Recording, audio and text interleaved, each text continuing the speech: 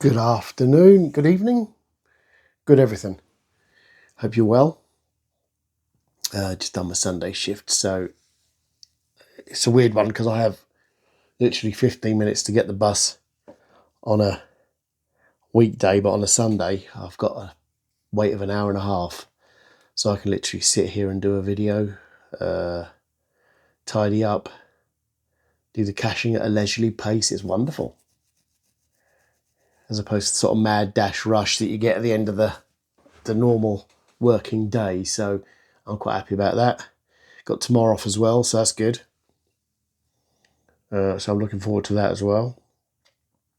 What's happened today? It's been a mixed day today, I suppose. It's been all right. I don't mind Sundays because they do seem to go a lot quicker. I suppose that's 2.5 hours less than a normal day, so I can live with that. It's been a sunny day. It's been a bright day-ish. It's been a warm day. I've brought a jacket with me. I'm going to boil because I can't be bothered to carry it. And I've got to walk from the bus station to my house rather than get dropped off near my house. So I'm going to get my steps in today. Let's have a think. I haven't really talked about the mental health thing more than I did a little while ago. And it's just sort of like occurring to me things that can tip you over the edge sometimes or make you feel like you're not all in control. During the week, the plumbing system went.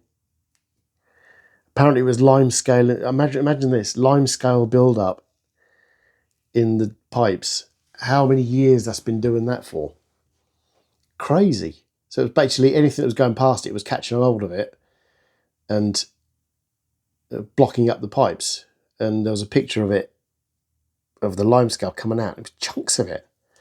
I mean, I know I'm in a hard water area, but geez, you would think flowing water would keep a certain momentum going, but I guess if it's standing for a while, the thing is, if it's still flowing, it's going along, then when the hell was it going to stop? Because you've got a constant, well, not constant flow of water, but it doesn't make any sense to me. But there was a hell of a lot of stuff chipped out of the pipe anyway, so fingers crossed that's all sorted out. But it was one of those things that sort of tipped me over the edge, because it's not something I'm used to. And I think that's a lot of the problem sometimes with people in the same situation. It's having a constant where you know where things are happening, why they're happening, who's making them happen, stuff like that. I mean, there's a guy I spoke to today, I think, and, because he'd been bitten by a dog 20 years ago, he's still got the attitude of if he sees dogs in the street, it makes him feel squirmy, which I can understand. There's no two ways about it. It's going to make you feel very odd. But it just goes to show how long some things do keep going for. It's something that's sort of in your system and in your brain, and you can't let go of it for, unless you make a drastic change. In his case, it would be to go to an area without dogs. If it's an controlled environment, he's fine. If it's dogs out on the, even on the lead, he gets anxious. And again, that's understandable. And that's all brought down to experiences in the past, perhaps. In his case, definitely. But, it does make you think. It does make you think of how the brain works or doesn't work. If it's firing on all cylinders and you're one of these people that can get through life without worrying, you've got confidence, you've got everything, that's fantastic. And, full praise to you for being in that position. Well done. That wasn't patronising. That was actually, good. It's great. But for people in the same sort of situation that I'm in and other people I know are in, it can be a big struggle to maintain a level. I mean, I think personally, if I'm in the shop, I'm happy to see some people, but a lot of it is, bullshit and mirrors, because you have to give this impression that you're calm, you know what you're talking about, you're collected, you can feel like, you're on top of the game, where, in a lot of cases it is, not the case. You know, I mean, when I first started here, it was a lot of, like I say, bullshit and mirrors. It was a case of, yeah, I think let me just check. And it was a lot of Googling. It was a lot of, reading boxes. It was watching, the YouTube videos on different stuff that I needed to know about. And eventually it's sticking in my head. I mean, it's still a hell of a lot of information to take in, but in some ways it's good that the situation we had here happened because it basically, in their words, I was in at the deep end. So it made me concentrate more on what I was doing. I had to learn at a quicker pace. And that helped with the brain as well because it kept me, my brain functioning. So I didn't have time to think about anything else. Not to the point where I took it home or anything like that, but, to the point where it was a distraction, I guess. I think sometimes work pays the rent, but it's also a distraction from, it gives you some sort of structure and rigidity to do things that you have to do. Whether you're a volunteer, it's paid work, it's that structure that you need. I mean, when I was younger, it was, when I first started volunteering, it was the best thing I could have done because I was so in myself that it was painful for me to go out. It was a very strange experience for me to have to mix with other people. It was, I was more of a lone wolf, if you like. And that's how it felt. It was just how you have to try and get out of that rut. If you're one of these people that doesn't socialise, or you find it difficult to socialise, sometimes the best way to do it is to start off small and then build it up. Even if it's going to a coffee shop or something, even if you're on your own, you've got people around you, you've got that sort of feeling of, okay, nothing's going to happen, I'm safe. And then finding a friend that you've got to go out with as well, and just, taking your mind off things. I mean, I spent so much time working from home that I wasn't used to being out in public. I wasn't used to being out in a situation where I was working with the public or, with other people. It was a lone situation, so it was very difficult to get out of that rut. But it's possible. It's just finding the right outlet to do it. And that's probably my thing for this one, is for this video, is basically, your comfort zone is great, but sometimes you have to push it a little bit just to see how far you can take it.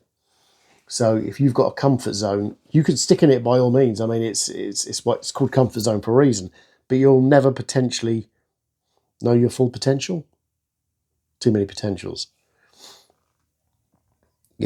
It's a case I started volunteering and I became a manager. Not blowing my own trumpet, but it was something that I'd never thought of before.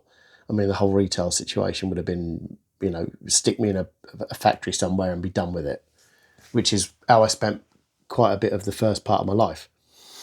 So, sometimes it is worth it. It's difficult to get on the ladder of feeling more like yourself. I mentioned before, there's obviously the medical way of going, which I still think is, I think it's worked for me, but who can tell? You've got placebo effects all over the place. I keep taking the tablets. I keep paying for the tablets. So, it's basically a vicious circle potentially. But it's also, the other part of it is learning the ways of getting back into society for some people, and feeling that you're worth it in the long run. Like I say, whether it's volunteering or, something similar to that. Volunteering, whether you do it a day a week, 2 days a week. I mean, eventually I was doing it for like 3 days a week, sometimes maybe 4, because it was a laugh, which is not what I expected. And it was giving me new skills and get me out there and pushing myself forward. So that's potentially what I suggest in this video, is to exceed your comfort zone, but only gradually. Don't suddenly go from, jumping off a curb to doing an abseil in that regards, if you want to use that as a, what's the word I'm looking for? Whatever. Don't go crazy with it, but at the same time, you may be surprised at what you discover about yourself. And I think that's probably what life's all about, is just, it doesn't have to be a work situation either. It can be, a personal situation, hobbies, anything just to get you out of the four walls can be, anything like that. So it doesn't have to be paid or a job of any kind. It has to be something that you need to do that gives your brain the motivation to fire a little bit more on however many cylinders you've got, and go from there. So that'd be my suggestion anyway. I mean, people may argue with it, but people will argue with that till the end of bloody time, so I don't really care.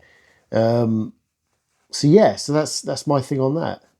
I'm trying to think what else I've had. Been watching. Do you know what? I've been on another note. I've got a bit of time. How long have I got? Let's have a look. I've got a bloody hour. Jeez, I'm not going to do an hour one though. That'd be ridiculous. That'd be a live stream where I can just. Another thing is, there's so many things on YouTube now where if you listen to every single one of them, I might have touched on this before, I can't remember. It just made me think, because the other day I was watching, I think it's probably the latest Marvel film, Thunderbolts. Now, on YouTube, the film gets shit canned so many times by people going, oh, it's this, that. I don't know quite what these people expect.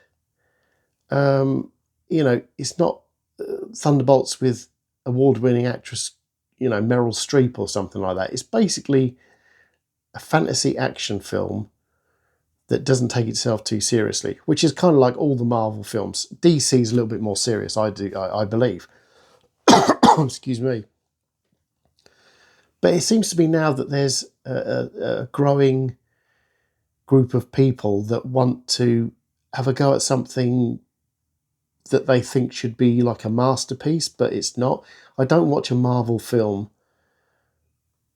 to be astonished by, like something like, I don't know, Unforgiven, Clint Eastwood. A film where you watch it and you're just like, it's just amazing. The whole thing it's not the same thing. It's not in the same genre. It's not in the same league.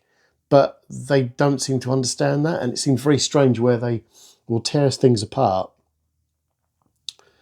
for bizarre reasons. I mean, I've also seen some videos where there's a couple, I can't remember the name of the channels off the top of my head, off the top of my head, and they've said similar sort of things. They'll go, oh, I haven't really heard much about this film. I've heard sort of negative things about this film. Then I've watched it, and it's been enjoyable. So, I mean, again, it probably does link into mental health in some respects. It's like you can be put off by something from what you've heard, but unless you try it, you're not going to know. That doesn't apply to everything, obviously, because otherwise you're going to get some dodgy sexist comments, or sexual comments rather, or sexist. But in the most part, it's something like, I mean, I would at some point like to try a sponsored parachute jump, or a sponsored, not abseiling, bungee jump. Now, I'm shit scared of heights. To do that without any basis for what it could mean for somebody else, I wouldn't touch it with a barge pole. But again, it's the you can't go with what you think something's going to be like. You have to experience things sometimes. So that's a potential that I would do. I mean, it'd probably be when I'm in my 80s and I don't give a shit about anything. So I don't know. But but it's something like that. It's a lot of stuff YouTube wise now, which is, it's shit kicking for the sake of it. And that's a shame, because you really want to be making your own choices. I will watch a film even though if I've heard it's crap, and I make my own decisions. Most of the time I think it's fine. Maybe that's my tastes. Maybe that's the fact that I don't need to, turn around to my audiences on YouTube and say, oh, that's shit, this was this, for content. Like I say, Thunderbolts, I watched it. It had some silly parts in it, but that's what you expect. The action was good. The story was good. I mean, it was a Marvel story. I mean, what to expect. So, but if I'd have gone from what people have said, I'd never have watched it. So that's my thing. don't take what people say at face value. See for yourself. See for yourself what it's like, what it's all about. That'd be my tip for not for today, but forever. Just give it a try, see what happens. Anyway, I'm going to leave it there because it's 15 minutes, and that's long enough for anyone to bear. So take care of yourselves. My eyes. Take care of... That was weird. Take care of yourselves, and I shall catch you next time. Bye.